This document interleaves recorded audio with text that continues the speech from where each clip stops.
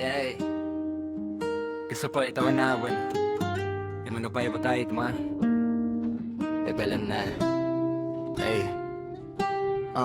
Ito ay kwento ng pitong individual, pinagsama-sama ng poong may kapal. Magkakapatid ang turingan, di pagpapalit kailanman. Panganay ay si J. Crondaluca, tumayong kuya sa pamilya, dahil siya din ang pinakamatanda sa buong magtutropa. Sumunod naman ay si Prems Khalifa, ang palaging wala at laboy sa pamilya. Pero kahit ganun siya, isang tawag lang nandyan na siya. Sumunod ang dalawang makalokohan, Zaragon at Deadpool ang pangalan. Pero kahit sila ganyan, palagi mong maaasahan. Panglima naman ay si Uno, paminsan-minsan malakas ang toyo. Pero kahit na ganon, si kuya ikaw ang paborito. Kahit na paminsan-minsan nagkakatampuhan tay.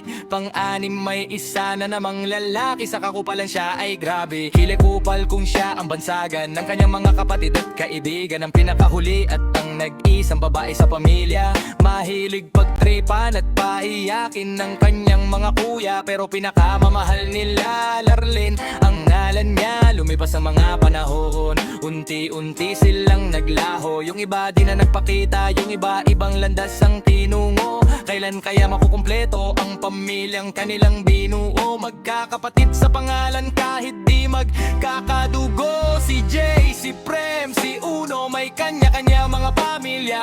Ang iba hindi na alam kung ano na ang balita. Hinihiling na sanay pagdigyan, magsama-sama kahit saglit lang.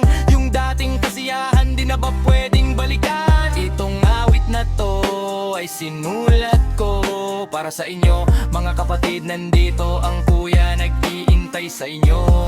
Hanggang dito na lang ang awit na to para sa mga kapatid ko.